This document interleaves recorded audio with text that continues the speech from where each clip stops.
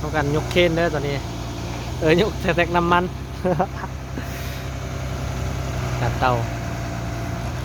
เคนน้อย100 ล้าน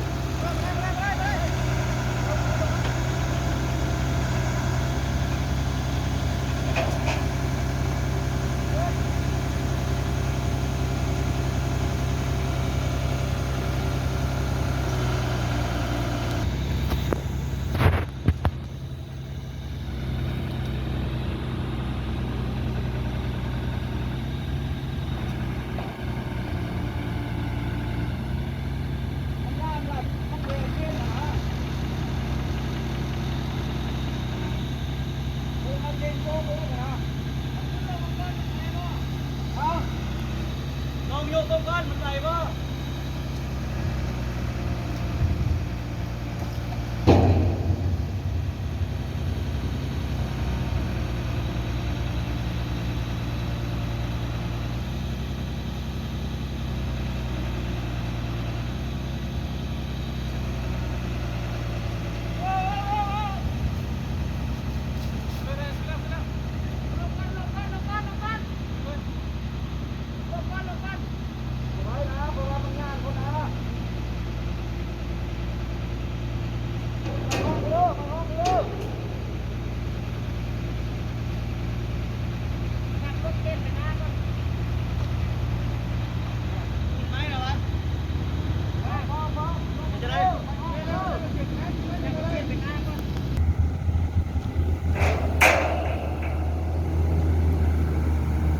เคนน้อยๆเนี่ยยกแทงมักใหญ่ไป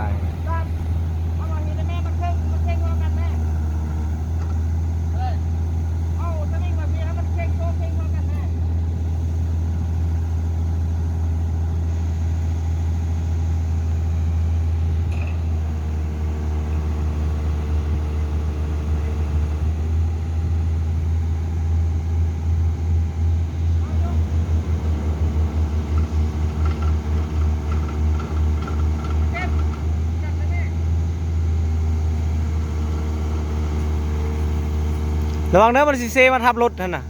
บ่เสียเคนออกอีกน่ะ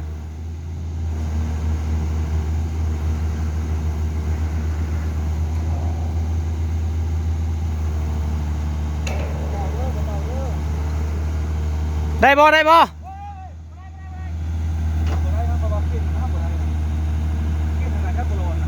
บ่แพ้เคนบ่แพ้ยกล้อเลยหั่นน่ะ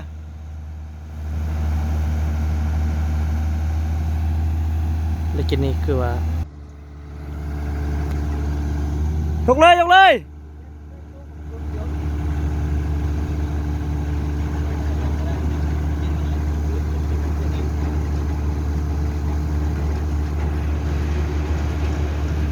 กขึ้นแล้วเนาะตอนนี้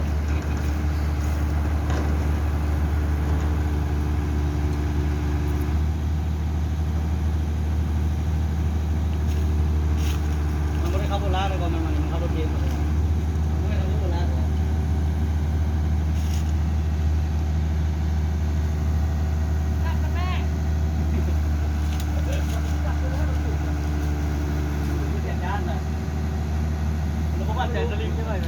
ย้อนลงในหนึ่งแม่สูงโพดมันด้านรถไปแม่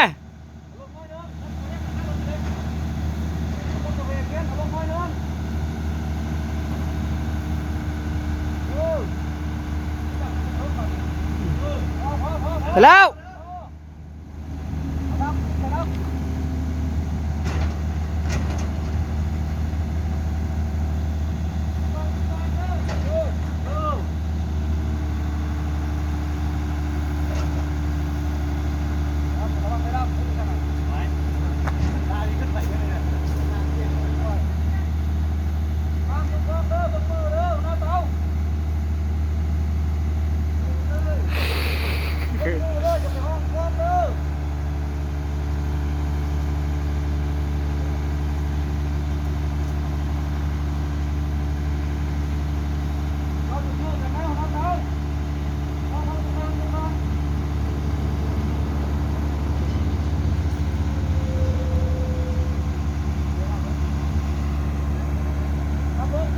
ลงเลย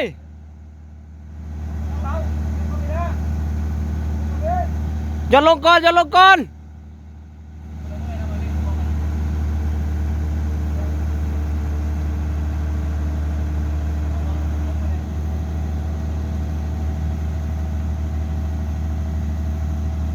เอาลงก่อนเอาลงก่อน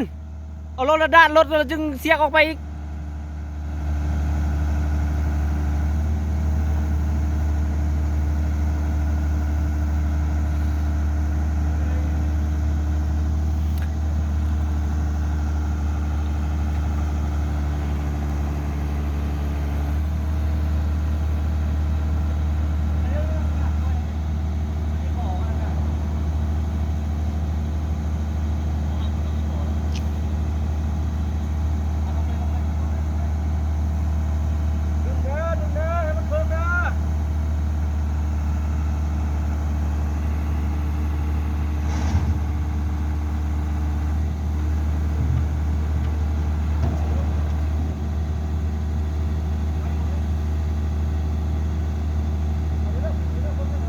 เรียบร้อยนะ